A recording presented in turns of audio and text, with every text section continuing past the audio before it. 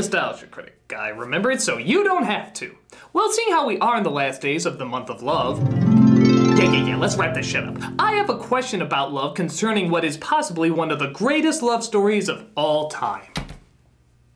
Does Romeo and Juliet suck? Okay, let me be a little bit more specific. Does Romeo and Juliet suck as a love story? Everyone always regards it as one of the best, if not the best story about love out there. It's Shakespeare's best known play outside of Hamlet and is one of the most celebrated. But when you get down to it, what really happens in the tale? Two families are at war with each other, two star-crossed lovers from each side see each other at first glance and decide they're in love. The two families say it's forbidden and, I can't believe I'm saying this, but spoilers, they end up taking their lives because they can't live without one another. The ultimate in poetry, the ultimate in sorrow, but the ultimate in romance? Well, let's look at how our two leads fell in love. They see each other, and boom, they're in love. Yeah, minute rice takes longer than that. Now, granted, a lot of this comes down to whether or not you believe in the notion of love at first sight, which is an ideal that seems to be dying more and more every day. And honestly, with good reason. Appearances can be deceiving, and just because someone looks like a perfect mate doesn't necessarily mean they are. Personalities obviously play a much larger role in whether or not a relationship will survive, so basing your ideal love just on their appearance is probably not the wisest. Now that's not to say it can't happen. It's perfectly possible that the person you are visually most attracted to may also have the exact traits that you need in a relationship as well. But I think most of us can agree it's pretty rare. But how they meet is one thing. How about the chemistry they share together? Well, from a dramatic standpoint, that's pretty weak too. Aside from just saying how much they love each other, they never share any real moments. They never discover if they have anything in common. They never compare their likes and their dislikes. They don't discuss their future, they don't discuss their past, and they just keep talking about how great it is to be in love. And I think a lot of people would question, does that really hold much water in terms of a relationship? Well, what do we know about them individually? Well, we know they're both risk takers. They care much about their family, but not to a point where they want to be ran by them. We know they're determined, emotional, angry, but can still find the soft side and show their sensitivities to that special someone. So the characters themselves are not really flat, but I think most can argue that their chemistry is.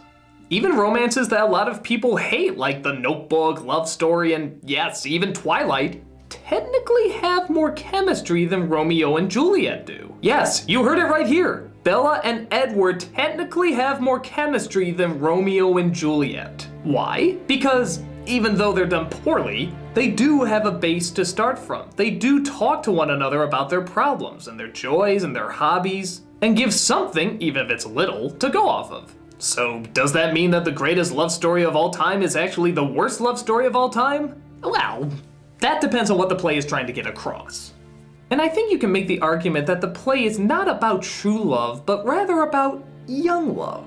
Many of us have been in love when we were young. In fact, most of our first loves came from when we were young. And do you remember what went through your head at the time? That's right, nothing but how gosh darn in love you were. It didn't matter what was wrong with the person or whether or not it would work in the long run. All you knew is you were in bliss, and nothing could knock you down from it. What you have is forever. It feels so good, it must last forever. But did it last forever? For some of us, sure. But for many, we find these feelings of certainty that we thought we were experiencing were really just our reactions to first feeling these emotions. And chances are you broke up and dated more in order to find the right person. But in a sense, that's what's so tragic about Romeo and Juliet. They were never allowed to go through that. Because the families were so determined to keep the two apart, that just convinced their inner rebel that they loved each other even more. Because as we all know, when you're young, in love, and other people tell you it's not gonna work, your out-of-control emotions want to prove even more how wrong they are. And you're gonna fight harder and harder the more they try to pull you apart. And the more the families push them away, the more our lovebirds yearn to be closer.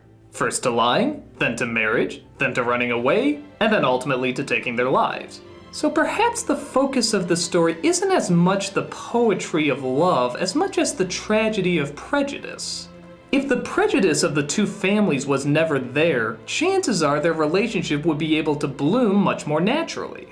They could discuss it with people, feel more comfortable, wait it out and see if this person is truly the one. But because such strong yet confusing feelings are met with such hostility, the situation is dealt with more as a battle as opposed to a union. It becomes a fight to create who you are and no longer a discovery. And thus, that's why all are punished. Because everyone played a part in the leading to their demise, not just the star-crossed lovers themselves. Perhaps Shakespeare understood young romance better than we thought. He seems to comprehend the strong emotions of youth, the rebellious choices they cause, and how damaging it can be when the adults of the world are blinded by hate and do not show proper guidance. Maybe he had a greater understanding of love that we didn't see the first time around. A story that shows what happens when love is discovered but not allowed to be explored. How damaging closed minds can be and how much can be prevented through the simple act of accepting and listening. So I think in the end, it is a love story, and a damn good one too. It just may take looking at it from a more adult standpoint as opposed to a young standpoint in order to figure that out.